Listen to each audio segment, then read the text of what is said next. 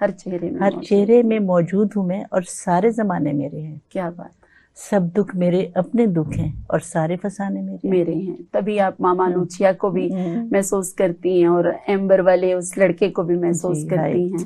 ایمبر والا لڑکا تو یہ ناظرین میں ضرور کہوں گی کہ یہ کہانیاں جو ہے نا فرحت پروین کی، یہ افسانے، ان کے بارے میں گھنٹوں گفتگو کرتے رہیں تو وہ لطف نہیں ہے جب تک آپ ایک افسانہ پڑھ نہ لیں یا سن نہ لیں. آپ اگر ان کو سننا چاہیں تو ایک یوٹیوب پر چینل موجود ہے دستک، وہاں بھی فرحت کے کچھ افسانے موجود ہیں اور ابھی اور بھی آئیں گے انشاءاللہ تعالی. تو یہ کہانیاں پڑھنے اور سننے سے تعلق رکھتی ہیں، یہ آپ کی روح کے تاروں کو چھیڑیں گی اور آپ کے دل میں جا کے گھر کریں گی، یہ میرا دعویٰ ہے.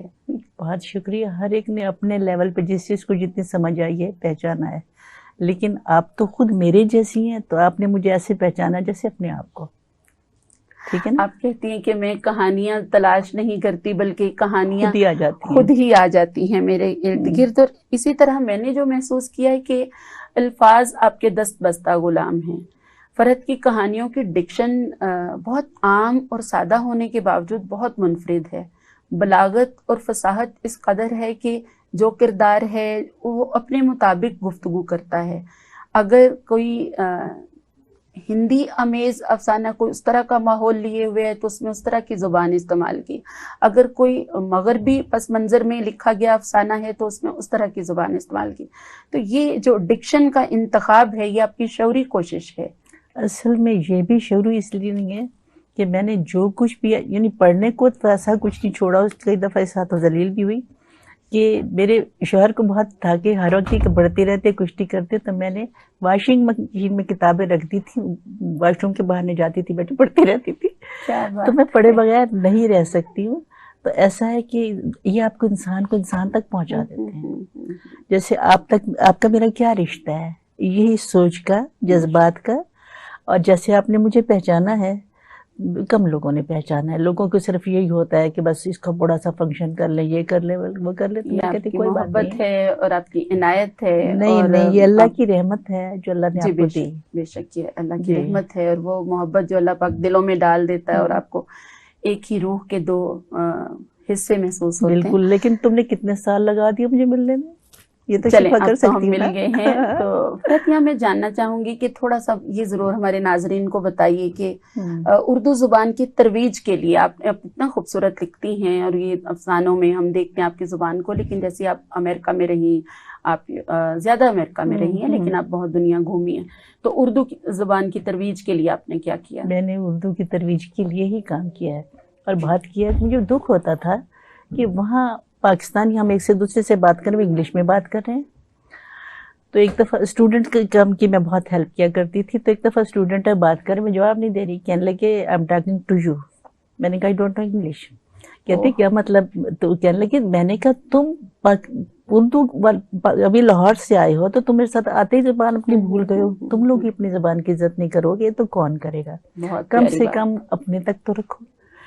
پھر میں نے اسلامک سینٹر میں ہفتے میں ایک دن، اسلامک سینٹر اس لیے کہ وہ جگہ بڑی تھی، تو ہفتے میں ایک دن پھر میں اردو کی کلاس دیا کرتی تھی. بھائی کتنے لوگ پڑھنے آئے بتا نہیں سکتی. تو میں نے تھوڑی سادہ دل بھی تھی، تو میں نے امام صاحب سے پوچھا کچھ ہندو پڑھنا چاہ رہے ہیں. وہ بھی پیش تھی تھے امام صاحب. کہنے لگے فرحت آپ سے امید نہیں تھی آپ یہ سوال کریں گی. علم تو علم ہے، کوئی بھی حاصل کرنا چاہے. ان سے میں نے پوچھا بھائی تم کیوں سیکھنا چاہتے ہو؟ تو انہوں نے کہا غزل سے بہت اچھی ہوتی ہے. واہ. اچھا چلو غزل اچھی ہوتی ہے تو سمجھ میں آ جائے گا. تو میں نے اپنے پاکستانیوں کے لیے ان کو بہت شرمندہ کیا. میں نے کہا تم ایسا اسٹوڈنٹ سارے، تو میں نے کہا میرے گھر آؤ، تمہیں گھر کا کھانا کھلاؤں گی، یہ کروں گی، لیکن بات یہ ہے صرف اردو میں بولو تو جواب ملے گا، نہیں تو نہیں. صحیح. پھر اس کے بعد میں نے کہا ایسا کرتے ہیں کہ تھوڑا بہت لکھ بھی لیا کریں گے، چلو میرے گھر آؤ. تو کہنے لگے ہم کو رائٹر ہے. میں نے کہا رائٹر ہونے کو کون کہہ رہا ہے، آپ اردو بولو اور پھر اگر بھی جو ہمیں ایک دوسرے کو لکھنا ہے تو اس میں لکھو. میں سچ پوچھا تو اردو کی محبت نے مجھے رائٹر بنا دیا. کیسے کہ وہ میرے گھر جب آئے نا تو ان کے لیے کھانا وانا بناتی رہی. انہوں نے کہا آپ لکھیں گی شرط یہ. میں نے کہا ٹھیک ہے. تو میں کچھ نہیں لکھ سکی. اچھا. تو انہوں نے جب اپنا سنا لیا تو میں نے کہا بیٹا ایسا ہی لکھتے رہو کہ تو ہو جائے. کہتے اب آپ سنایا. میرے پاس تو کچھ تھا نہیں. تو میں نے کاپی خالی اٹھا کے تو کھولا تو اس میں ہمارے گھر ایک واقعہ ہوگا، شاید آپ بھی جانتی ہوں گی، اسکنک ایک جانور ہے. جی جی جی جی، ہاں. آپ کا افسانہ پڑھا میں نے، ورنہ میں لائن تھی. وہ اتنی اس کی بری بو چھوڑتا ہے کہ آپ سڑک پر سے گاڑی میں گزر رہے ہو تو آپ سے برداشت نہیں ہوتی ہے. تو ہمارے گھر میں کہیں بیک یارڈ میں اسکنک آ گیا تھا. چلو آ گیا تھا، چلا جاتا. تو بچوں نے کہیں اس کو نا یہ جو ہوتا ہے ایئر گن سے اس کو مارنے کی کوشش کی، وہ تو بھاگ گیا. لیکن بو وہ ایسی تھی، میں نے پورے الماریوں میں سے کپڑا نکال کے دھوئی، ادھر سے دھوئی ادھر سے دھوئی، وہ ہوئی نا. تو وہ جس دن بچوں کو بلایا تھا نا لکھنے کے لیے، تو میں نے وہ واقعہ ایسے زبانی خالی کاپی کھول کے سنا دیا. چلے گئے. تو میں نے سوچا بھی اس میں تو پوائنٹ ہے، تو میں نے اس کو لکھ لیا.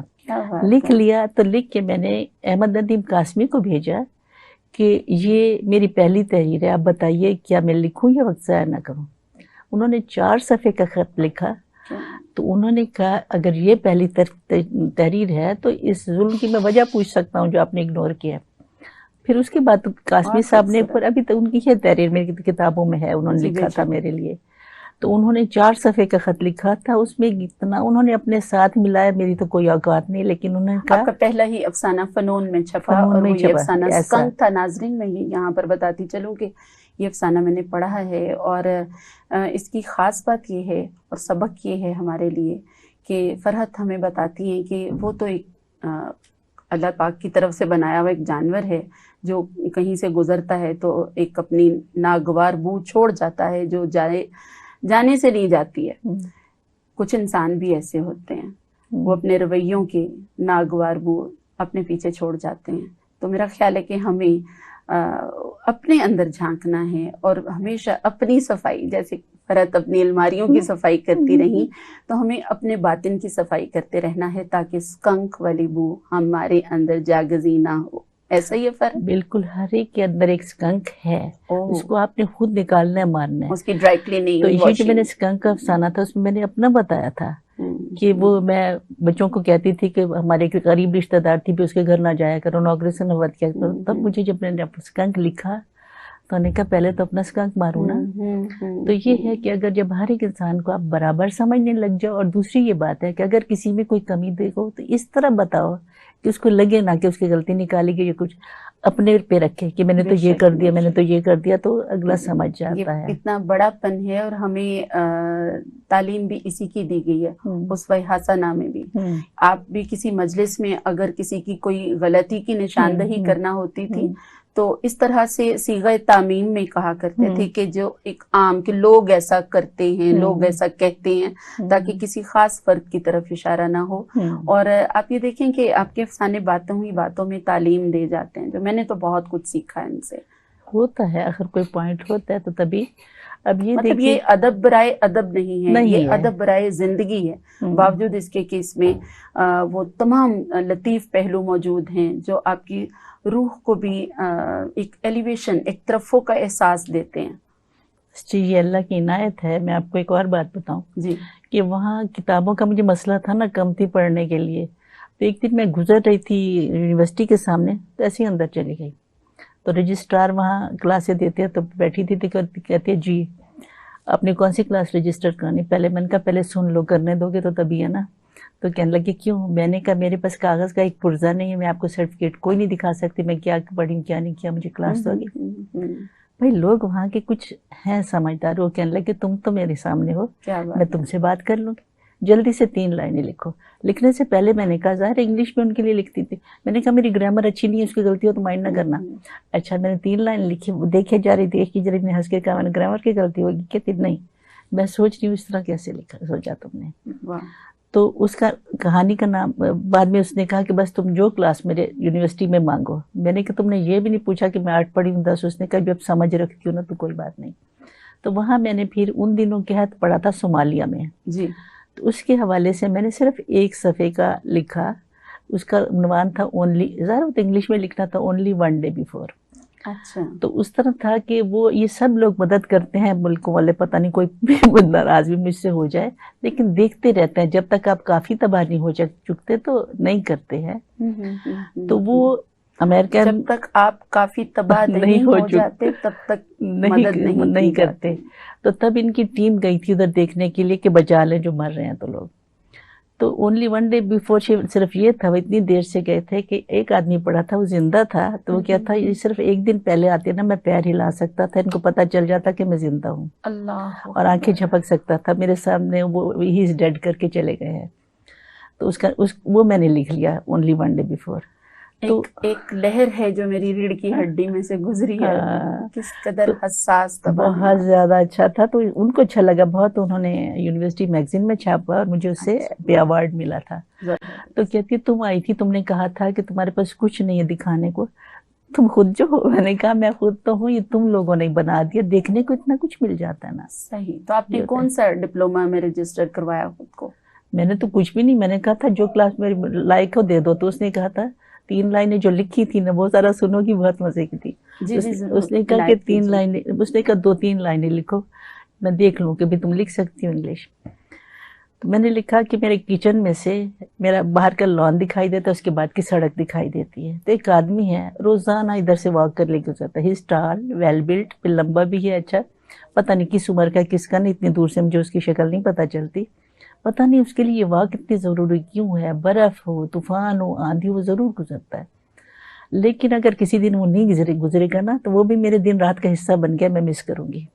اللہ، آپ کا جیسے سورج طلوع ہوتا ہے، غروب ہوتا ہے، آپ کے نظام اوقات کا ایک حصہ بن جاتا ہے. تو ایک محض ایک اجنبی کی واک آپ کی زندگی کا، آپ کے روز و شب کا ایک حصہ بن گئی. اور ساتھ میں یہ لکھا تھا اگر کسی دن وہ نہیں گزرے گا نا، تو میں اس کو مس کروں گی.